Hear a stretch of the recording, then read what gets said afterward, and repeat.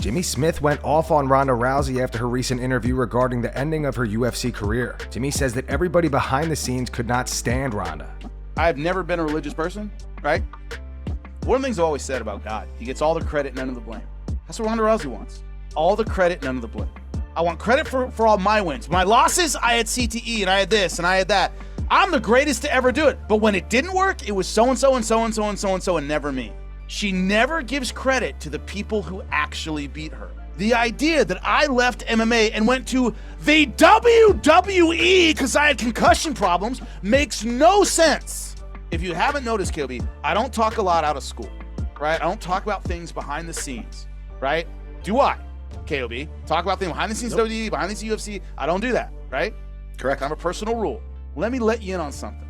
Ronda, if you are listening, the people behind the scenes, camera people, audio people, the people you can push around and the people you can bully and the people you can talk down to can't stand your everybody behind the scenes that had to put a mic on Ronda Rousey couldn't stand her. I said, why? They said she was a to us from the moment she sat down to the moment she got up. Like it's our fault she has to do this interview to hype something in her next fight, and she's just miserable and she's mean to us and we can't stand her. They were cheering when she got knocked out. This is what I was told. Because those are the people you can be mean to and rude to, and they can't fight back. Those people couldn't stand Ronda Rousey. So don't sit here and tell me that you're the victim. When the poor guy sitting behind the camera who's doing his job get on by you, or you're mean to the person asking you questions when we're hyping your fight, don't give me this victim.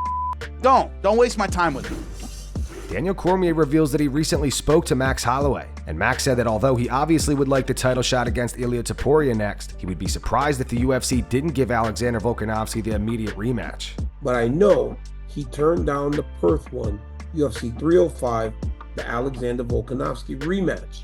All I just told you guys is that you need the name that comes from the generation before.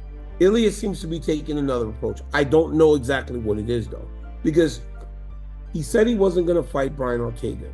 He said he wasn't going to fight Max Holloway. And now it sounds like he's not wanting to fight Alexander Volkanovski again. Those are the names from the featherweight pass. He doesn't seem to want to fight those guys. I don't know when looking at those rankings who would be next. Now he's agreed to fight Max Holloway. He said Max Holloway has something very valuable to him at the BMF championship. He'll fight Max, but only if Max's BMF title is on the line too. Ilia Topuria is the champ, and as the champ, at times you have some say into who you're gonna fight, when you're gonna fight him, when you're ready, and all that. I don't know though if he has as much say in this as he thinks he does. Max Holloway to me is clearly the guy, if not Alexander Volkanovski. Max told me that. Him and I spoke personally, and he goes, I thought Volk was gonna get a rematch. How in the world does he not get a rematch? This is from the guy that's waiting for the title fight. But he recognizes, look, man, this dude beat me 3 times, long reigning champion. If anyone deserves an immediate rematch, it's this guy. But it doesn't sound like that's happening for Alexander Volkanovski. I think Ilia Topuria needs to come right out and say, hey, I want Max Holloway on this date. Then it'll be on Max. Max is the guy that sure he has the BMF title, but he wants the featherweight championship. Ilia has that. When Ilia says, I want this fight on this date, Max will have to say, okay, or he will say no, and then they will move on. And then Ilia Topuria at that point can then start to go, I don't want to fight him. He had his chance. Renato Moicano and Gilbert Burns discuss whether or not Jamahal Hill is coming back too soon after getting KO'd by Alex Bejeda. Jamahal is now booked to fight Khalil Roundtree at UFC 303 on June 29th. I think get freaking left hook by freaking Alex Pereira on that. I know it was the first round, he was out, but the way he landed, you know, the way that left hook landed, the way he falls, and the guy follow up and maybe 7, at least 6, 7 extra shots. Bunch of shots, yeah. So yeah, he was out for a couple seconds, it looked like. Yeah, he was out a little bit. He came back. He got whenever the referee stopped, he got back up. He looks good. We don't know, but he's a freaking concussion protocol. When that thing happened, you should be at least, I don't know, 30 to 45 days without getting punched. And this guy might follow that and then go back to sparring and fight another heavy hitter. I just think that's more mental, you know. Sometimes we put on a crazy training camp. We kind of talk so much to the camera. We hyped up all the fans, everything. Sometimes you're not able to back it up. It's a freaking fight. But then that keeps on the back of your head. Oh, I gotta show up. I gotta do something. I gotta change. I think that's more about it, that he got this fight. Then he's ready. I think he could wait a little bit more, get enough time to heal, to recover, especially the brain. We don't play with the brain. Me, I think Round 3 sometimes he looks good, but sometimes he looks bad, like like Cutelaba fight, right? Yeah, that pressure and stuff. I think, I don't know. I don't know if he is going to affect Jamahal Hill. The knockout, I think, was fast. I don't think he took too much damage.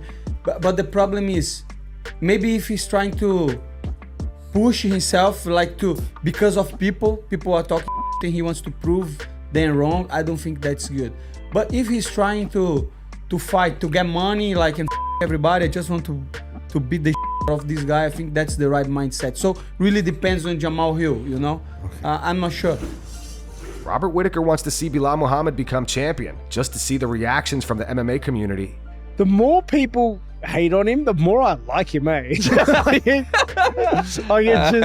just bringing me to his side. I love it. I love it. It's a fight I want to see. I want to see Belal do with the belt wrapped around him.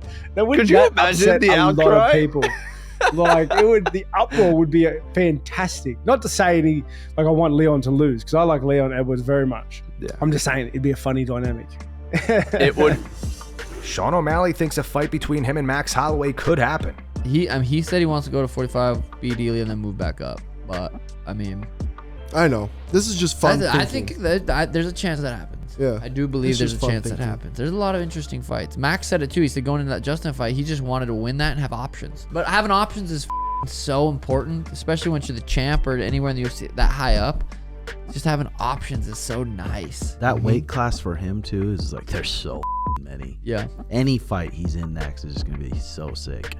Imagine if DP beat Islam and then it was Max versus DP rematch How do I? for the title. Dana White gave his reaction to Jon Jones allegedly threatening a drug tester. Speaking to Club Random, Dana said Jon Jones got into some trouble recently, and they said that he literally is always in trouble, always has something going on, and got into trouble. NBC News put a story out that he was arrested, and he was never arrested. It's just like they don't even try anymore. A drug testing company, all of our fighters are drug tested, so the testing agents can show up at your house or wherever you are, and they have to know your whereabouts. Showed up, and she said that he threatened her. Then NBC News said that he was arrested, and he was never arrested. And that's going to wrap it up for the news. Thanks for watching. For daily MMA news and content, subscribe to Full Mount MMA and click the bell icon to be notified when we post videos. Here are the 3 top comments from last video. These comments are in reference to Francis Ngannou's 18-month-old son unfortunately passing away. The first one's from Ravenger803, says, so sad. So sorry, Francis. The second one's from Heath Robinson 4006, says, praying for Francis. Life isn't fair.